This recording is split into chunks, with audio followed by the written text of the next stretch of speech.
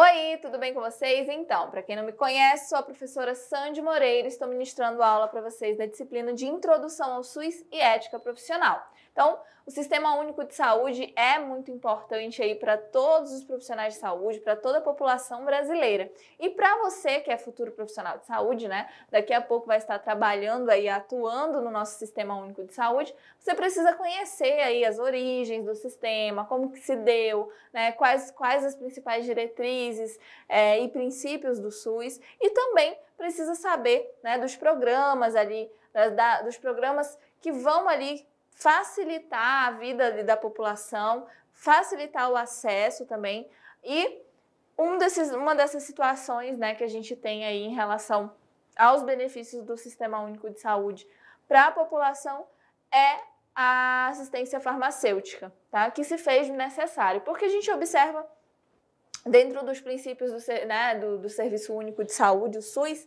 a gente tem aí a integralidade, a equidade, a universalidade. Então, a intenção é levar saúde a todos, não é? É levar realmente, fazer com que as pessoas elas sejam beneficiadas, elas tenham acesso à saúde.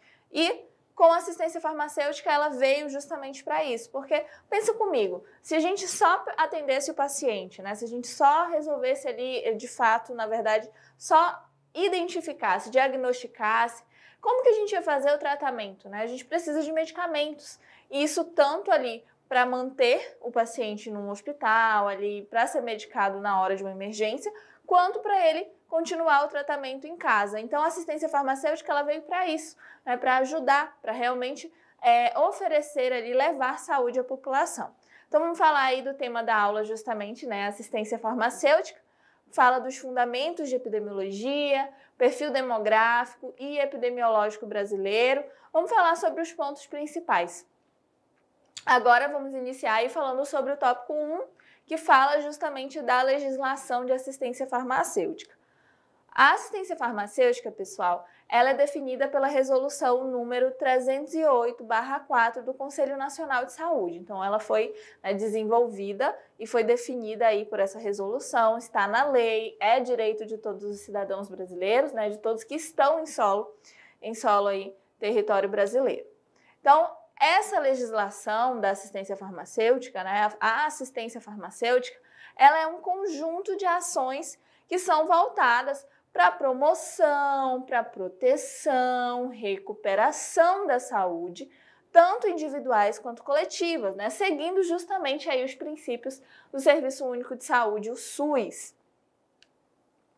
Tendo aí, então, além dessa questão, né, da promoção, proteção, recuperação da saúde, ela tem o medicamento, né, como um insumo essencial e visando o acesso e o uso racional. Então, facilitar, fazer com que as pessoas tenham acesso aos medicamentos que são necessários para os seus tratamentos, ali para restaurar a sua saúde, e também o uso racional. Então, tanto ali na questão da fabricação, distribuição, como também o controle, né? Garantia de que aqueles medicamentos, eles vão ser ofertados ali da forma correta, que vão ter qualidade, que realmente vão fazer efeito ali, que vão beneficiar a população.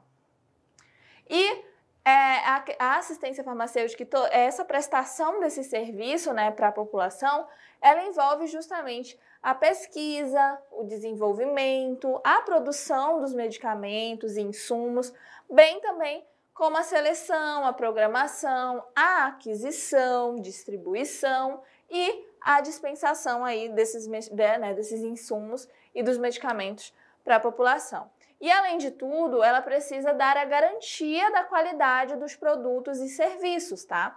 Então, precisa fazer toda essa questão da distribuição, do controle e, além de tudo, tem que garantir a qualidade dos serviços ou dos medicamentos ou dos equipamentos, né, hospitalares, do que precisam realmente ser bons, né? Precisa fazer ali esse acompanhamento, a avaliação de sua utilização. Verificar se realmente está sendo ali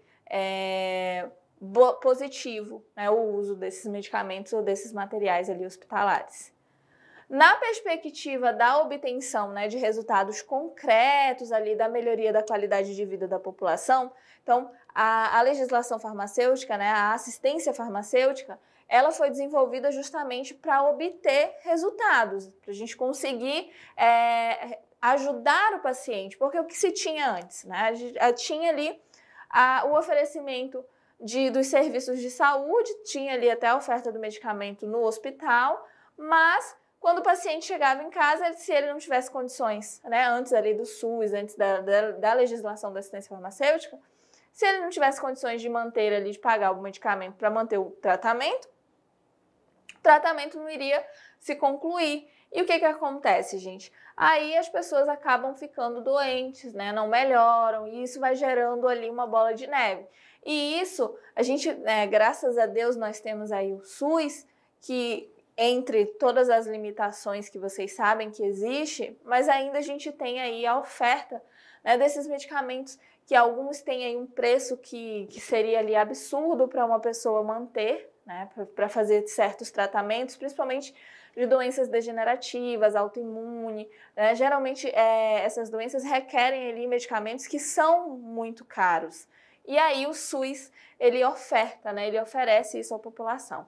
Então, dentro das características que a gente viu aí no decorrer das nossas aulas do Sistema Único de Saúde, que realmente ele é muito bonito no papel, que talvez na prática a gente tenha, talvez não, na verdade a gente tem muitas dificuldades, mas ainda assim a gente tem aí os benefícios, né, desse sistema, e a gente pode incluir dentro desses benefícios a assistência farmacêutica, tá?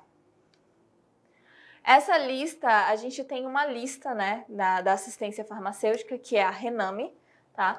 E ela visa racionalizar e padronizar o uso dos medicamentos. Por quê? Precisa organizar. Se fosse tudo liberado de qualquer forma, não seria legal, né? Acabaria que algumas pessoas seriam beneficiadas e outras não. E aí parte acaba tirando os princípios da integralidade, né, da equidade, dos direitos ali da população. Então, a gente precisa, né, eles entenderam que a assistência farmacêutica ela precisava ter um padrão. Então, ela precisava estar especificado ali os medicamentos da assistência básica, né, dos hospitais. Então, tudo foi distribuído e é organizado nessa lista, justamente para padronizar, garantindo assim uma melhor qualidade nos produtos que são usados, né, pela população e também controlando os custos, né, para fazer.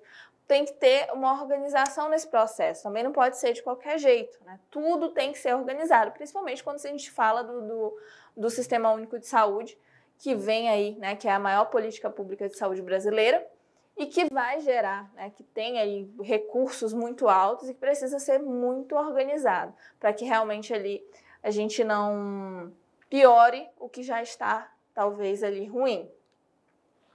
Então, essa lista, como eu falei para vocês, a RENAME, ela é composta de 5 partes, pessoal. A primeira, né, ela faz ali a relação dos medicamentos justamente do componente básico da assistência farmacêutica, tá? Tem aí a relação também dos medicamentos do componente estratégico da assistência farmacêutica. Nós temos também a relação de medicamentos do componente especializado, tá, da assistência farmacêutica. Temos aí também a relação nacional de insumos farmacêuticos, tudo bem? E a relação nacional de medicamentos de uso hospitalar, tá? Que aí é só os medicamentos que são ali utilizados nos hospitais. Vamos falar um pouquinho agora, ainda, né, do tema da aula da assistência farmacêutica, do tópico 2, que fala justamente da farmácia, do programa Farmácia Popular do Brasil. Eu acredito que alguns de vocês ali no decorrer da vida já devam ter se deparado ali com o programa Farmácia Popular do Brasil.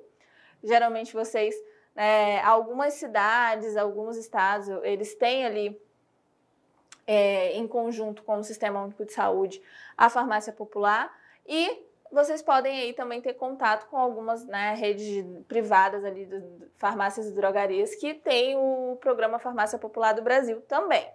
E o programa Farmácia Popular do Brasil, pessoal, ele prevê a instalação das farmácias populares, tá? Em parceria ali com estados, municípios e instituições. Qual a vantagem? A vantagem justamente é sempre beneficiar a população, fazer com que a população tenha acesso àqueles medicamentos que talvez ali, né, o Sistema Único de Saúde, se ele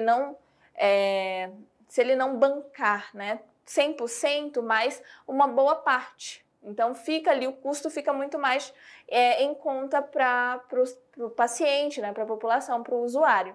Então, o que acontece? Geralmente pode acontecer dessa forma ou até mesmo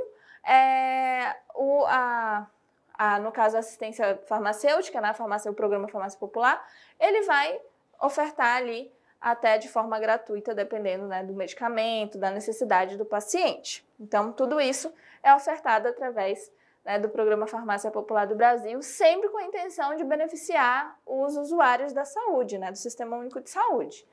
Bem como, então, além deles utilizarem né, dessa parceria com os estados e municípios, como eu citei para vocês, e instituições, eles também podem utilizar ali, fazer parceria com a rede privada de farmácias e drogarias, tá? Que resolve aí. Então, o que acontece? A gente tem aí o artigo 1º que diz ali que esta portaria ela dispõe sobre o Programa Farmácia Popular do Brasil, PFPB, tá? E o artigo 2º, ele fala ali sobre, né, o PFPB consiste na disponibilização de medicamentos e ou correlatos, né, à população pelo Ministério da Saúde através dos seguintes meios. Então, ou através da rede própria, né, constituída ali por farmácias populares em parceria com estados, Distrito Federal e municípios, tá? Ou através, né, do Aqui Tem Farmácia Popular, constituído por meio justamente dos convênios com a rede privada de farmácias e drogarias, tá, gente? Então, através ali do convênio com essas redes, que vocês geralmente vão encontrar mais, né?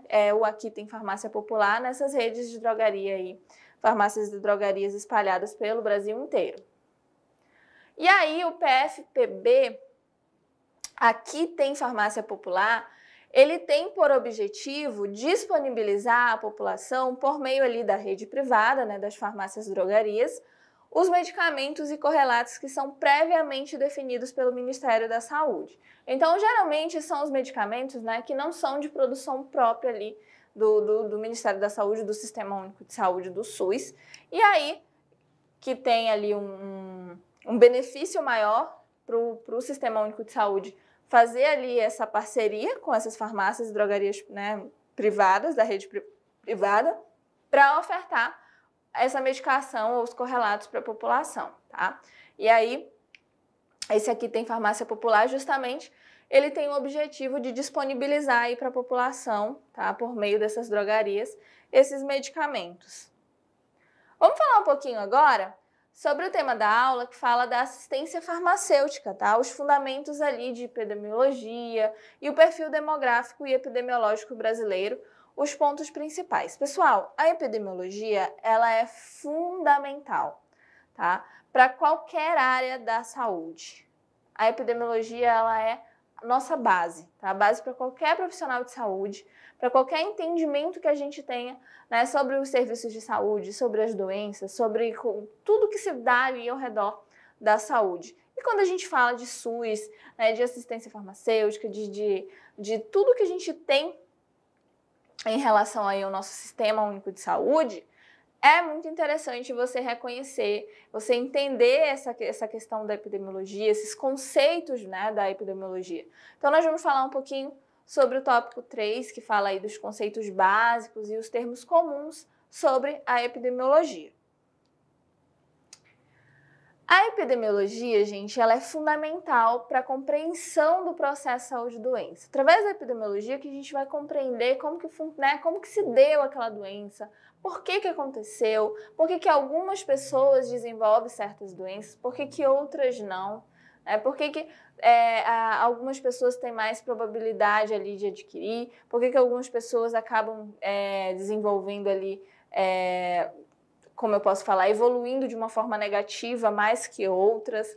Então, todos esses processos, por que certas regiões são mais propensas a desenvolver certas doenças, por que outras não, por que certas pessoas, né, do sexo feminino acabam desenvolvendo alguma doença, tem mais chance do que outros, se tem ali alguma questão genética, tudo que envolve a doença, se ela é transmissível, se não é, como que é a transmissão, todo o processo realmente do histórico ali da saúde, da doença, né? Essa compreensão desse processo é epidemiologia, tá? Então, é realmente necessário que todo profissional de saúde tenha conhecimento sobre o processo epidemiológico, sobre a epidemiologia. Então, as teorias, né? As técnicas da epidemiologia, elas nos permitem entender justamente como que acontecem o adoecimento e a morte nas populações, né? Por que as pessoas morrem, de que elas morrem, por que né, em determinada região morre mais gente, ou qual a faixa etária, tudo, gente, tudo do processo saúde e doença é estudado ali, né, pela epidemiologia. Como se distribuem, né, e quais são os determinantes, os condicionantes para que uma pessoa ela adoeça, tudo bem? E aí são vários os tipos de pesquisas que são usados pela epidemiologia, tá? A gente tem muitos tipos de pesquisa, bastante mesmo.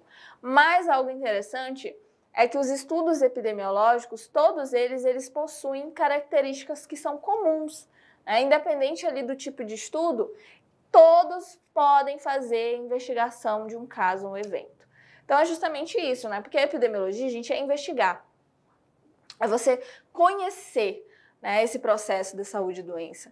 Como que as pessoas estão adoecendo, qual o processo ali para aquele adoecimento ou para aquela cura, quais são os sinais e sintomas, tudo no processo ali do adoecer ou da saúde faz parte ali desses estudos. E aí, quando você faz, né, dentro ali de um estudo epidemiológico, você vai com certeza fazer a investigação de um caso ou de um evento, porque é a partir daí que a gente tem o processo epidemiológico.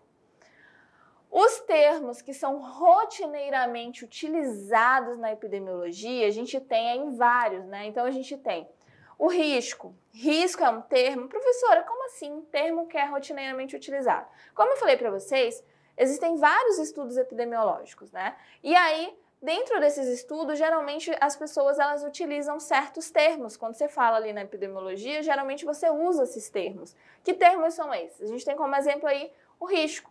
O risco, ele é a probabilidade da ocorrência, tá, de um evento indesejável, que está ligado aí a fatores diversos, como condições de vida, cultura e etc. Então, risco é um termo que é muito utilizado, né, nas pesquisas epidemiológicas, quando você está falando de epidemiologia, porque justamente é a probabilidade de algo acontecer. Então, risco é bastante utilizado. Magnitude também é um dos termos muito utilizados ali em epidemiologia, que é justamente, gente, o impacto, né? O quanto aquilo afetou aquela população. O impacto da doença na população, tendo aí como indicadores a prevalência, né? Se é prevalente ou não, a incidência, quanto tempo, quando que acontece, as taxas de morbidade, de mortalidade, né? Como que está acontecendo, quantas pessoas estão morrendo. Então, como que, né, se teve uma magnitude grande, né? Essa doença ela foi de alta magnitude, afetou muitas pessoas, teve um impacto muito grande na vida das pessoas, tá? Então, é um dos termos que é utilizado na epidemiologia. Outro termo que nós também utilizamos é a transcendência, tá? A transcendência, gente, é o custo pessoal e social do adoecimento. O quanto aquilo ele vai se transcender, se ele vai ultrapassar, né?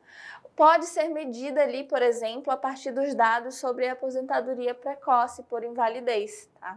Então, qual a transcendência disso, né? Então, é um termo também bastante utilizado. E aí, outro termo que a gente usa muito nos estudos epidemiológicos, no processo da epidemiologia, é a questão da vulnerabilidade, tá? Aquele indivíduo, ele é vulnerável. Ele é mais suscetível a adquirir certas doenças. Por exemplo, as pessoas ali como as mulheres. As mulheres, elas são mais vulneráveis, elas são mais suscetíveis a desenvolver, né, câncer de mama, ou até mesmo ali, vamos dizer, dependendo da questão da vulnerabilidade, né, da classe social, dos estudos, as pessoas que não têm muita informação, que são mais leigas, que não têm acesso às informações, por exemplo, de fazer ali consultas, né, como preventivo, fazer ali uma mamografia, dependendo da idade, tudo isso vai deixar a pessoa mais vulnerável ou não para desenvolver certas doenças, tá? Isso estou usando como exemplo as mulheres. Então, a vulnerabilidade daquela pessoa, né? A susceptibilidade ali do indivíduo para o adoecimento, qual a chance que ele tem, né? Se ele é mais vulnerável ou não que os outros. Então, a vulnerabilidade, pessoal, ela relaciona-se fortemente com as condições de vida, tá? Justamente, como eu falei, educação, condição de vida, as relações sociais, tanto ali globais quanto locais, tá? Então, essa questão da vulnerabilidade é bastante importante na epidemiologia, porque justamente ela nos dá aí essa questão de o quanto aquela pessoa ela pode ser mais suscetível, o quanto ela é mais frágil em relação às outras, o quanto aquela região, né, devido à questão social ou à questão de saneamento básico, questões básicas ali para a sobrevivência humana, né, para um bom desenvolvimento, pode ser ali uma questão de vulnerabilidade ou não. Então, aquela população ela é mais vulnerável do que a outra para certas doenças. Devido aí a questões sociais, né, ou situações locais ou globais, tá bom? Então, aí a gente diz se é vulnerável, é mais vulnerável ou não. Então, é um termo muito utilizado aí no processo ali nos estudos epidemiológicos. Outro termo bastante utilizado, tá, nesses estudos epidemiológicos é a questão das doenças transmissíveis, as DTs, tá? Que são aquelas que são caracterizadas por passarem, né, elas transmitem, passam de um ser vivo ao outro ou do meio ambiente para o ser vivo, tá? De forma ali direta, né, ou indireta. Então, é um dos termos que é bastante utilizado também nos estudos epidemiológicos, é aí a questão das doenças transmissíveis, as DTs, tá? Outro termo também bastante utilizado são as doenças e agravos, tá? Não transmissíveis, as DANTs. Elas ocorrem, tá? Essas doenças e agravos não transmissíveis, elas ocorrem aí, né? Elas correspondem às doenças como, por exemplo, a hipertensão arterial, diabetes, né? Melito, entre outras. Então, o que a gente tem? A gente tem doenças que não são transmissíveis, mas que são agravos, né? Ou ali comorbidades, como, por exemplo, a hipertensão arterial, tá? E a diabetes. Outra situação que a gente, né? Outro termo que a gente utiliza bastante aí nos estudos epidemiológicos são os fatores de risco, tá? Então, os fatores de risco, eles vêm ali, né? São condições, né? São situações que colocam as pessoas em determinado risco. Então, são condições ou características que aumentam, tá? Que vão aumentar ali as chances de uma pessoa desenvolver uma doença e podem ser de origem hereditária. Então, fatores de risco. Questão da hereditariedade, né? Na sua família tem histórico de pessoas que já tiveram câncer? Tem. Então, isso já pode ser ali um fator de risco, né, para a pessoa, porque tem aí uma origem, tem um histórico familiar, tem uma origem hereditária, genética. Temos também aí como termo, outro termo bastante utilizado, né, os fatores ali de proteção. Então, a gente falou dos fatores de risco, também existem os fatores de proteção, né, que é a questão.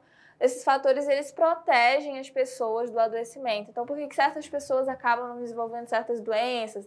Então, vai depender. E, geralmente, vocês podem perceber que esses termos, muitas vezes, eles são até utilizados para explicar, né? Para acabar complementando o outro.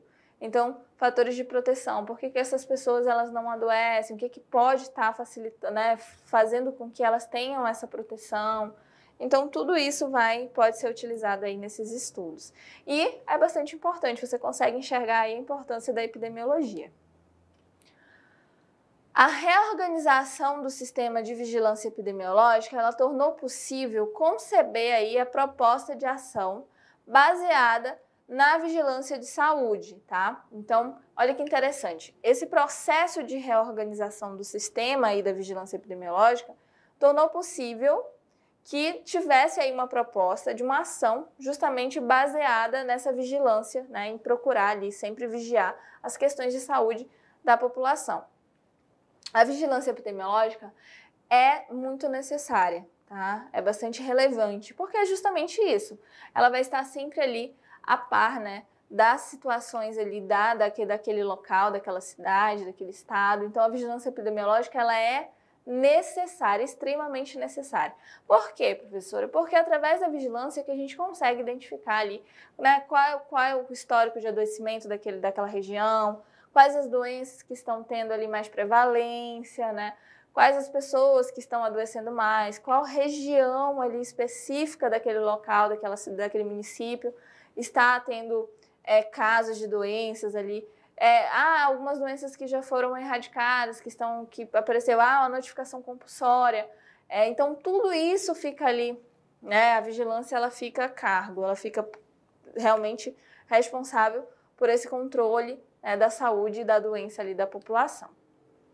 Então, com essa questão dessa reorganização do sistema da vigilância epidemiológica, ela continha ali pelo menos 3 elementos que deveriam estar integrados, tá? Nessa questão dessa reorganização da vigilância.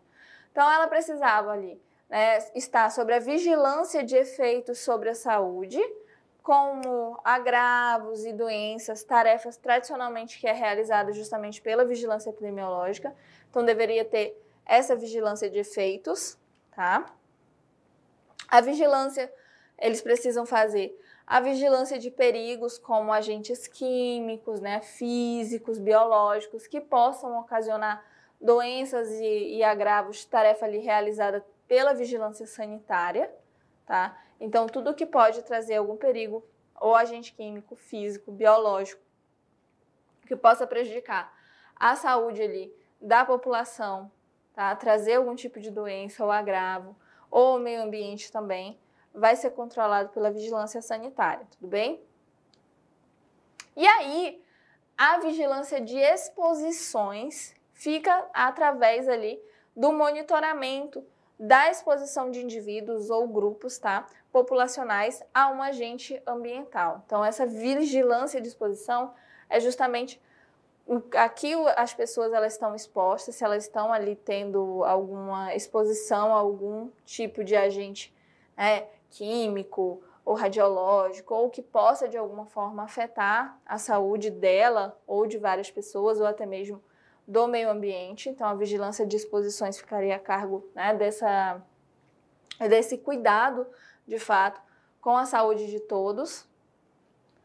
E, gente, a vigilância epidemiológica, ela contempla aí o controle de doenças transmissíveis, tá? E doenças e agravos não transmissíveis. Então, eles ficam responsáveis, é uma parte, né, do Sistema Único de Saúde que às vezes a gente não percebe, que faz parte do SUS. O SUS, vocês precisam lembrar que ele não se limita apenas ao atendimento ali nos hospitais, nas unidades básicas de saúde. Então, a gente tem inúmeros serviços, né, que são ofertados e desenvolvidos aí pelo Sistema Único de Saúde. E a vigilância epidemiológica também, né, a parte da epidemiologia também fica aí a cargo do Sistema Único de Saúde. E realizar esse controle dessas doenças transmissíveis e doenças e agravos não transmissíveis também aí é função, né, da vigilância epidemiológica e importantíssimo. E você, como profissional de saúde ou futuro profissional de saúde, precisa ter essa responsabilidade, esse cuidado com essa questão, né, de doenças. Vocês vão precisar sempre estar fazendo notificação compulsória, porque através dessas notificações, professora, como que funciona isso? Então, por exemplo, você chega com um paciente ali que tem, né, alguma doença que a gente já considera meio que erradicada, porque já tem a vacinação, não se tem mais casos no país, e de repente você se vê com um paciente que está apresentando sinais e sintomas dessa doença, e aí você vai fazer uma notificação compulsória apresentando ali, relatando que o paciente que vai, e aí a partir daí toda a vigilância, principalmente se for uma doença transmissível, eles vão ficar responsáveis, né, por identificar por onde essa pessoa passou, quais as pessoas que ela teve contato, de isolar, né, de fazer todos os exames, verificar se realmente é a mesma, é a doença. Então, vai ter todo um controle a respeito disso, né, juntamente com a equipe de saúde, lógico, para que a gente consiga controlar, né, preservar a saúde de toda a população. Então, sempre vai ser nessa intenção de controle, de identificação, de saber quais os sinais e sintomas, né, quais são os principais sintomas em questão de epidemias, né, então tudo isso vai ficar a cargo da vigilância, esse controle, né, dessas doenças. E como que se controla? Conhecendo, identificando quantos casos, quais sinais e sintomas, qual a forma de transmissão, por qual a prevalência, em qual local, se tem, né, essa questão da prevalência por sexo, né? Quais as características da doença. E tudo isso é o quê? É epidemiologia, é estudo epidemiológico. E aí, a informação para a vigilância epidemiológica, justamente ela destina-se à tomada de decisões, né? Informação para ação. Então, a partir do momento que eles investigam, eles conseguem essas informações, é que eles vão agir ou para controlar a doença, né, ou para tratar a pessoa, para entender, realmente para entender aquele processo de saúde e doença, como que a gente faz para limitar, se for uma doença infecciosa, né, contagiosa, a gente vai tentar fazer eles estudam todas as características, né, para poder conter, minimizar, ou até mesmo eliminar, que está aí, né, dentro dos princípios do Sistema Único de Saúde, que é sempre manter a saúde, levar a saúde à população e garantir o bem-estar de todos, né, que é direito aí de todo cidadão. Esse princípio, gente, ele deve reger as relações entre a responsabilidade pela vigilância e as diversas fontes. Eu falei para vocês da questão da notificação compulsória. Então, o que acontece? Todos os profissionais de saúde precisam e têm a obrigação de alertar com relação a doenças, né, que não tem ali, que a gente já conseguiu erradicar, como eu falei, ou que a gente já tem ali um controle, ou a novas doenças, novos sinais e sintomas de novas doenças que você não... Então, tudo isso, qualquer informação nova ou qualquer coisa que possa gerar ali dúvida em relação ao impacto à saúde da população e ao meio ambiente, precisa ser relatada aí à vigilância epidemiológica, tá? E aí, eles vão, dentro desse princípio das informações, reger essas relações responsáveis, tá? Pela vigilância, as diversas fontes, tem que ser tudo organizado, que podem ser utilizadas justamente para o fornecimento de dados. Então, está acontecendo uma epidemia, então eles vão pegar os dados dos hospitais, quantos óbitos, quantas pessoas estão em tratamento, quantas pessoas estão apresentando sintomas graves, quantas pessoas estão se recuperando, recebendo alta, né, se estiverem internadas. Então, isso dependendo, lógico, da doença, tá, gente? Então, pessoal, essa questão dessa notificação, né, entre essas, a principal é a notificação dessas informações que a vigilância epidemiológica recebe. O que a gente tem aí é essa notificação, que eu falei que é a notificação compulsória, ou seja, a comunicação da ocorrência de determinada doença, né, ou agravo, alguma coisa que está afetando ali a saúde, que é feita à autoridade sanitária por profissionais de saúde. Então, é a nossa notificação compulsória. Como eu falei, se a gente identifica algum agravo, alguma doença, a gente precisa estar relatando, que é através desses relatos, dessas informações geradas ali, né, pelos profissionais de saúde, que é a vigilância, a vigilância epidemiológica vai trabalhar e vai procurar ali solução, né, e controle para aqueles casos.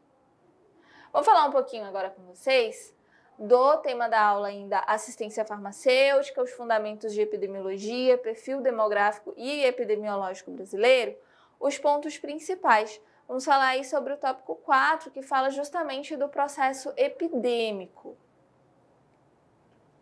O processo epidêmico, gente, ele é essencial para os profissionais de saúde. Professora, como assim? Por quê? Porque a gente precisa entender sobre a epidemiologia. Lembra que eu iniciei nossa aula falando isso? Todos os profissionais de saúde precisam ter conhecimento sobre a epidemiologia. E o processo epidêmico é justamente conhecer, reconhecer sinais e sintomas, investigar um caso, investigar uma doença, investigar o processo da saúde e doença, que é o que o profissional de saúde precisa saber. Então, é essencial para os profissionais de saúde compreenderem aí o comportamento das doenças e seus determinantes de forma mais profunda, para que as pessoas realmente adquiram bastante conhecimento, os profissionais de saúde, eles tenham um conhecimento profundo a respeito daquele processo, ou de adoecimento, ou de recuperação do paciente, ou de transmissão de certas doenças, que sejam ali transmissíveis, ou do porquê que algumas doenças acabam se desenvolvendo, ou naquela região que ele trabalha, até mesmo para fazer educação em saúde, promoção em saúde, você precisa fazer ali um perfil epidemiológico, demográfico da região que você vai trabalhar, que você vai fazer uma palestra, que você vai fazer educação e orientação em saúde. Por quê? Porque é através desses dados, dessa informação, que você vai se direcionar para a população. É que você vai levar formas ali de tratamento, ou solução, ou prevenção para aquela população. E aí é a grande questão, Os profissionais de saúde, eles precisam compreender aí o comportamento da doença, quais são os determinantes dela, e sempre de uma forma mais profunda. Assim, pessoal, os profissionais, eles estão aptos para a tomada ali de decisões rápidas e acertadas. Por quê? Porque a partir do momento que ele entende esse processo do adoecimento, ou da recuperação, ou dos sinais e sintomas, da sintomatologia daquele paciente, ele vai conseguir fazer um diagnóstico correto, se ele entende dos sinais e sintomas, de toda essa questão histórica, da anamnese do paciente, do entendimento ali dos relatos do paciente a respeito da sua sintomatologia, por exemplo, o profissional ele vai conseguir dar um diagnóstico certeiro, assertivo ali a respeito do quadro de saúde do paciente ou de doença, e isso tudo é relevante, tudo através do processo de epidemiologia, do processo epidêmico. Então, sempre visando o quê? O profissional tomar uma atitude rápida, certeira, agir da melhor forma e sempre no controle, tendo ações para controlar aquela situação e para evoluir o paciente para um quadro de saúde positivo, melhor. Tradicionalmente, o processo epidêmico está relacionado às DTs, que são as doenças transmissíveis. Então, quando a gente fala desse processo epidêmico, está muito relacionado a isso.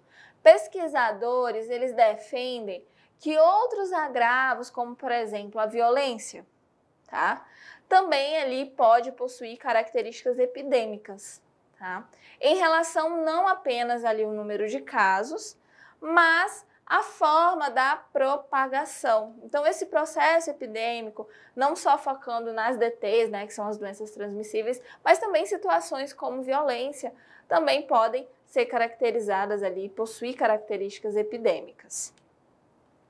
O profissional também deve compreender o significado ali dos termos, que a gente pode usar, que são endemias, surtos e epidemias, e os diversos fatores que estão associados a esse processo epidêmico. As endemias, pessoal, a gente considera ali, que são as doenças habitualmente presentes entre os membros de um determinado grupo, de uma determinada cidade, aquela região específica ali, em uma determinada área tem ali essa doença, habitualmente presente. Endemias ainda, como bons exemplos de doenças endêmicas, aí a gente tem a malária. A malária ela é característica ali de regiões que têm florestas úmidas, nas regiões ali norte e nordeste do país, que geralmente tem igarapés, lagos. Então, tem aí essa questão da malária, que é uma endemia, que é uma doença que já é característica daquela região. Por isso que geralmente, olha que interessante, a partir do momento que a gente tem essas informações, que essa doença ela estaria mais presente ali nessas regiões, já começamos a entrar com a profilaxia, poderia-se entrar ali com a questão do cuidado ao tratamento, as pessoas elas já se focam muito na prevenção, na educação em saúde, quais os sinais e sintomas, tá? Procure o seu médico. Então, vai focar muito na região que é endêmica, né? Que tem ali esses casos. Então, em regiões que não têm características dessas doenças, não vai precisar estar fazendo tanta promoção, prevenção e ação em saúde a respeito, né, dessas doenças ali que não fazem parte da sua região. Epidemias. As epidemias, pessoal, é o aumento inesperado na incidência dos casos em relação aos períodos anteriores. Significa que algumas doenças que até então não tinham tido, né, acometido um grande número de pessoas, vai ter um aumento inesperado, tá, da incidência. Vai aumentar significativamente, vai afetar muitas pessoas. Esse aumento deve ser brusco e temporário, tá? São as epidemias. E descontrolado para poder se caracterizar uma epidemia. Então, uma doença ela vai ali de uma forma abrupta, vai acabar afetando ali muitas pessoas de uma forma bem brusca e rápida, temporária, né? E descontrolada, tá? Para poder se caracterizar ali uma epidemia. Surtos. Surtos, gente, é o aparecimento de casos que são inesperados ali em espaços circunscritos como escolas, creches, quartéis, tá? Então, geralmente, a gente tem aí, afeta ali, tem esses surtos justamente nesses espaços. Então, escola é muito comum, creche, aquela região, né? Porque tem muita criança, tem a questão da imunidade, criança não tem todo aquele cuidado, e aí a gente acaba tendo surtos de algumas doenças nesses locais, né? E aí, nós temos as pandemias. Pandemias, gente, são epidemias que extrapolam fronteiras internacionais, tá? Que vão passando ali de fronteiras, que afeta ali inúmeras pessoas. Atualmente a gente tem vários exemplos, como por exemplo a AIDS, violência também, tá? Pode ser considerada ali uma pandemia, uso de álcool e também atualmente a gente tem, infelizmente, está vivendo aí uma pandemia pelo Covid-19. Funções da vigilância epidemiológica, tá? Qual é a função da vigilância epidemiológica? Como eu falei para vocês, são muito importantes aí, né, nesse processo do desenvolvimento da epidemiologia para os profissionais de saúde, para a população. E aí, dentro das funções da vigilância epidemiológica, a gente tem coleta de dados, processamento dos dados coletados, então eles vão coletar informação, vão processar esses dados, vão fazer a análise, a interpretação desses dados, né, processados. Por que isso, professora? Sempre com a intenção, gente, de controlar, né, de restaurar ali a saúde, de fazer com que essas doenças elas sejam controladas, que elas parem, né, que elas cessem, que parem de afetar a população. Porque a intenção sempre é preservar a saúde, né, do usuário de saúde ali do serviço do SUS. Dentro das funções também a gente tem recomendação das medidas de controle apropriado, então eles vão, né, de acordo com as características da doença, vão fazer as recomendações para a população, para os profissionais de saúde, tá? Em relação a campanhas, tudo isso, eles vão gerando essas informações. Promoção das ações e controle indicada, tá? Então vai ter aí a promoção, como eu falei, os profissionais de saúde vão agir, vão fazer as campanhas para fazer o controle, né, usando justamente os meios, todas as medidas de controle que foram passadas pela vigilância. A avaliação também, eles vão fazer a avaliação da eficácia e efetividades das medidas adotadas, eles vão verificar, né, se realmente está fazendo efeito, ou todas as medidas que foram indicadas para a população, né, para poder manter ali a saúde, para minimizar o contágio, se for uma doença, né, transmissível. Então, eles vão verificar se realmente essas instruções elas estão sendo positivas, vão fazer divulgação de informações pertinentes. Então, quando for algo que realmente está tendo uma relevância grande em relação à saúde da população e é interessante que todos tenham essas informações, principalmente para a questão de conscientização também. Então, eles divulgam, né, essas informações. E agora eu vou falar um pouquinho com vocês sobre o tema da aula, né, de assistência farmacêutica, os fundamentos de epidemiologia, perfil demográfico e epidemiológico brasileiro, os pontos principais. Vamos falar do tópico 5, que fala do desenvolvimento social e econômico, que é muito relevante, tem aí uma grande importância, né, na questão da saúde da população, justamente porque vai afetar as condições, né, a condição social, condições de vida, alimentação, né, a questão da economia. Então, tudo isso vai fazer diferença, sim, na saúde e no desenvolvimento da população.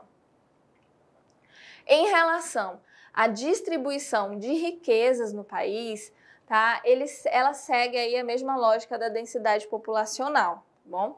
Então, em relação à riqueza, vai depender ali, vai dividindo em questão dessa lógica da densidade populacional, sendo aí as regiões mais empobrecidas justamente a região Nordeste e Norte, que apresentam índices de desenvolvimento humano, IDH, mais baixos que outras regiões, tá? Então, a gente tem essa característica da região Norte e Nordeste, também que é desenvolvida através, né, de estudos epidemiológicos, perfil epidemiológico e regional ali. O SUS, ele é considerado a política social mais abrangente ali no país, tá? Atendendo o quê? 90% da população brasileira. Então, a gente atende, né, a intenção é que atenda aí 100%, né? Então, a gente atende 90% da população brasileira. Em muitos locais, os serviços de saúde, eles são os únicos equipamentos públicos à disposição da população. E representam também os principais articuladores de rede de apoio, tá? Então, às vezes, dependendo da região que se tem, né, de dispositivo ali à disposição da população, são ali esses serviços de saúde.